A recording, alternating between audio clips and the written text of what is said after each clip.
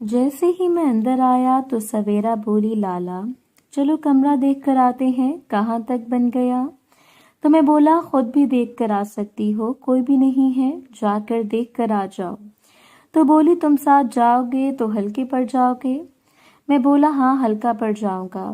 تو وہ بیچاری منہ لٹکائے جانے لگی، تو مجھے اس پر ترس آ گیا، تو میں بھی اٹھ کر اس کے پیچھے چل دیا۔ وہ روم کی طرف جانے کی بجائے کچن میں جانے لگی، تو اس کے ہاتھ پکڑ لیا اور کھینچتا ہوا اپنے نیو روم کی طرف جانے لگا۔ وہ اپنا ہاتھ چھڑوانے کی ناکام کوشش کر رہی تھی، پر میں کہاں سے چھوڑنے والا تھا، تو اس کو لے کر روم میں آ گیا۔ اب جب اس کی طرف دیکھا تو اس کی آنکھوں سے موٹے موٹے آنسو گر کر اس کے گال بھگو رہے تھے۔ سویرا کو ایسے روتے ہوئے دیکھا تو میں تڑپ اٹھا، آگے بڑھ کے اس کو اپنے ساتھ لگا لیا، تو وہ میرے ساتھ اپنا چہرہ چھپا کر اور رونے لگ پڑی۔ سویرا کو ایسے روتے ہوئے دیکھا تو مجھے خود پر شدید غصہ آنے لگا کہ میں نے ہی اپنی بہن کو رلا دیا، تو میں اس سے معافی مانگنے لگا، بولا، یار مجھے معاف کر دو، میرا یہ ارادہ بالکل بھی نہیں تھا، میں نے تمہارا دل دکھانے کے لیے ایسا نہیں بولا۔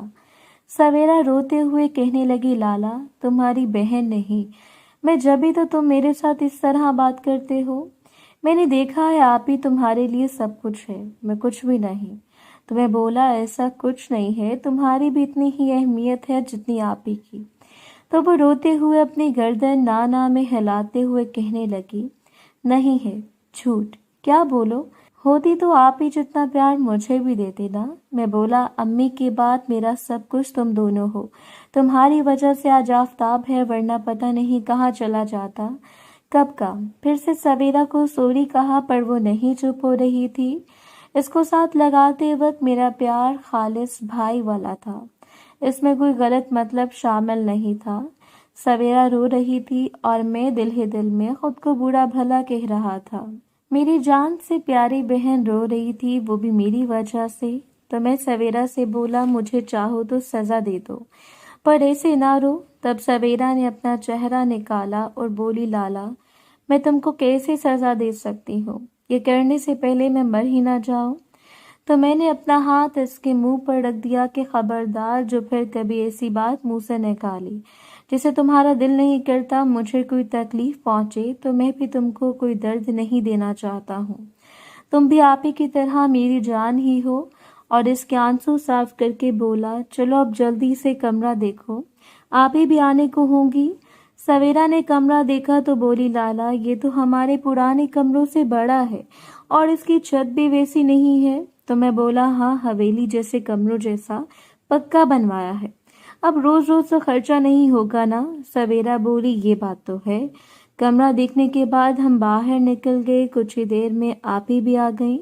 تو سویرا وہیں پر تھی، مجھے دیکھ کر آپ ہی کی طرف اشارہ کر کے بولی، آ گئی تمہاری بیوی، ساتھ میں مسکرا کر آنکھ مارتی، شکر ہے آپ ہی اندر چلی گئی تھی اور کوئی قریب نہیں تھا۔ آپ ہی کے آنے کے کچھ دیر بعد ابو بھی آ گئے تھے، تو میں جا کر ان کے پاس بیٹھ گیا۔ ابو نے بتایا، فصل لگا دی ہے، اب پانی کے لیے بندہ رکھنا ہے، اس کو دینے کے پیسے کم پڑ گئے ہیں۔ تو میں بولا، کل آپ کو لا دوں گا پیسے، تو میرے پاس تھے، پھر سوچا سردار یا ذروہ سے لے لوں گا، ایسے تو یاسمین بھی اب میری ہی تھی، اس سے مل جائیں گے جب تک کھانا نہیں آیا۔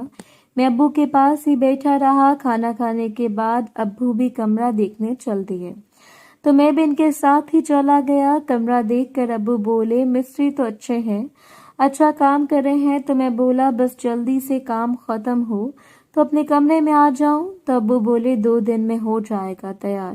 کچھ دیر بعد ابو بھی سونے چلے گئے، میں بھی اپنے کمرے میں آ گیا، جہاں آپی اور سویرا دونوں بیٹھی ہوئی باتیں کر رہی تھیں۔ میرے آتے ہی چپ کر گئیں۔ میں جا کر اپنی چارپائی پر لیٹا، تھکا ہوا تھا تو لیٹے ہی سو گیا۔ صبح 6 بجے میری آنکھ کھلی تو اپنی منزل کے جانب چل دیا۔ کھیتوں میں پہنچ کر پہلے ورزش کی، پھر کسرت کر کے گھر واپس آ گیا۔ ذروہ کی دی ہوئی دوائی نے کمال اثر دکھایا تھا، اب میں پہلے سے کافی کھل چکا تھا۔ نہا دھو کر ناشتہ کیا، پھر ایک بلیک پینٹ شرٹ پہن لی، سر پہ کیپ، سن گلاسز لگا کر خود کو دیکھا تو خود پر پیار آنے لگا۔ ابھی میں شیشے کے سامنے ہی کھڑا تھا کہ سویرا ناشتہ لے کر آ گئی۔ جیسے اس کی نظر مجھ پر پڑی تو دیکھتی رہ گئی۔ میں آئینے میں اس کا عکس دیکھ رہا تھا تو اس سے پوچھا کہ ایسا کیا دیکھ رہی ہو؟ بولی آج تم پہچان میں نہیں آ رہے، بہت ہی زیادہ پیارے لگ رہے ہو۔ تو میں اس سے مذاق میں بولا اپنے بھائی پر ہی لائن مار رہی ہو؟ تو وہ ناشتہ رکھ کے دل پر ہاتھ رکھے بولی جب اتنا پیارا بھائی ہو تو کون بہن لائن نہیں مارے گی؟ تو میں ہنس پڑا، وہ ہاتھوں سے میری نظر اتارتی ہوئی چلے گئے۔ میں نے ناشتہ کیا تو مستری لوگ بھی آ گئے۔ ان کو کام پر لگا کر میں بائک نکال کر حویلی کی طرف چل دیا۔ ابھی آدھے راستے پہنچا تھا کہ کال آنے لگ گئی۔ موبائل نکال کر دیکھا تو جہانگیر خان کی کال تھی۔ پوچھا کہاں ہو؟ تو میں نے بتایا حویلی آ رہا ہوں۔ بولا اچھا جلدی آؤ، کچھ ضروری کام ہے؟ میں بولا بس ابھی آیا۔ اتنا بول کر کال کاٹ کر میں سوچنے لگ پڑا یہ اس وقت گھوڑے بیچ کر سو رہا ہوتا ہے، ابھی جہانگیر کی کال آئی ہے تو ضرور کام بڑا ہوگا۔ یہی سوچتا ہوا حویلی پہنچا۔ اپنی بائک پارک میں لگا کر میں اندر چلا گیا۔ ابھی میں ذرا کے دروازے تک پہنچا ہی تھا کہ سامنے سے آتی مہک خان پر نظر پڑی۔ وہ سیدھی آ رہی تھی اور میں اپنی ہی دھن میں جہانگیر کے روم میں جا رہا تھا۔ جیسے مہک خان میرے قریب آئی تو مجھے دیکھتے ہوئے بولی تم اور اس وقت؟ تو میں بولا جی وہ سردار کو کچھ کام ہے اس لیے بلایا ہے۔ میں نے نوٹ کیا مہک مجھے اوپر سے نیچے تک عجیب سی نظروں سے دیکھ رہی تھی۔ بولی تم کو دیکھ کر لگتا نہیں تم یہاں نوکر ہو۔ تو میں بولا بس خادم ہوں جہانگیر خان کا، اس کا حکم ہے ایسے ہی آیا کرو ورنہ ہم غریب لوگ مٹی میں پلے بڑے ہوتے ہیں، ہماری اتنی مجال کہاں۔ تو کہنے لگی بس زیادہ ڈائلاگ بازی نہ کیا کرو اور جاؤ جا کر اپنا کام کرو۔ تو میں جی اچھا بولتا وہاں سے نکل کر سیدھا جہانگیر خان کے کمرے کے پاس پہنچ کر دروازہ بجایا تو ہر بار کی طرح یاسمین نے ہی دروازہ کھولا۔ مجھے دیکھ کر بولی آج تو کمال لگ رہے ہو۔ میں نے اس کا شکریہ ادا کیا اور جہانگیر خان کا پوچھا تو بولی نہا رہا ہے، تم اندر آ کر بیٹھو۔ تو میں اندر چلا گیا۔ یاسمین بار بار مجھے پیار بھری نظروں سے دیکھ رہی تھی جب تک سردار نہ نکلا۔ جیسے سردار باہر نکلا مجھے دیکھ کر بولا آ گئے تم؟ تو میں کھڑے ہوتے ہوئے بولا جی سردار آ گیا۔ تو سردار بولا یار تم آج کمپنی چلے جاؤ، وہاں سے کچھ ضروری کاغذ روبی تمہیں دے دے گی، وہ لے کر یہاں آ جاؤ، کچھ مسئلہ ہو گیا ہے اس کو کلیئر کرنا لازمی ہے۔ اور تم سناؤ تمہارا روم کہاں تک پہنچا؟ تو میں نے کہا کافی کام ہو گیا ہے، کچھ پیسوں کی کمی آ گئی ہے، جیسے میرے پاس ہوئے میں پورا کروا لوں گا۔ یہ میں جان بوجھ کر سردار سے کہا، مجھے پتا تھا وہ میرا پیسوں والا مسئلہ حل ضرور کروا دے گا۔ تو جہانگیر بولا تم نے ابھی تک سردار کو پہچانا نہیں ہے، کتنے پیسے چاہیے؟ تو میں بولا سردار معافی چاہتا ہوں، بار بار مانگتے ہوئے ہم کو بھی اچھا نہیں لگتا۔ تو جہانگیر خان اٹھا اور لا کر ایک کاپی میرے ہاتھ میں رکھ دی، بولا جلدی سے کام کراؤ اور جاؤ، میں نے روبی کو کال کر دی ہے، وہ تم کو سارے کاغذ دے دے گی۔ پیسے میں نے اپنی جیب میں رکھے، جیسے ہی جانے لگا تو یاسمین بولی جہانگیر زمینوں پر جا رہا ہے، تم اس کے آنے تک آ جانا۔ یاسمین کا اشارہ میں سمجھ گیا تھا تو جی اچھا کہتا ہوا وہاں سے نکلا، باہر آ کر اپنی بائک نکالی، اپنی منزل کے جانب نکل پڑا۔ آدھے گھنٹے میں کمپنی پہنچا تو روبی مجھے دیکھ کر خوش ہو گئی، بولی آج تو مارنے کے ارادے سے نکلے ہو؟ میں بولا نہیں، ایسی بھی کوئی بات نہیں، سردار کے ساتھ رہتا ہوں تو بن ٹھن کے ہی رہنا پڑتا ہے۔ پھر وہ مجھے لے کر جہانگیر خان کے آفس میں پہنچی، فائل وہ پہلے سے تیار کر کے بیٹھی تھی، مجھے بیٹھنے کو کہا تو میں بولا بیٹھنے پھر کبھی آؤں گا، ابھی سردار میرا ویٹ کر رہا ہے۔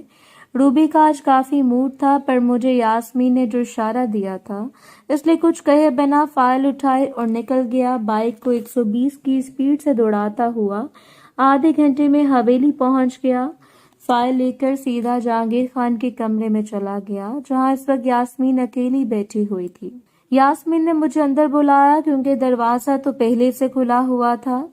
جیسے اندر گیا یاسمین بیڈ سے اتری، آ کر میرے ساتھ لگ گئی، فرنٹ والا کام کرنے لگا۔ اچانک سے مجھے یاد آیا ڈور تو بند کیا ہی نہیں، تو میں ایک جھٹکے سے یاسمین سے الگ ہوا تو وہ مجھے دیکھ کر بولی کیا ہوا؟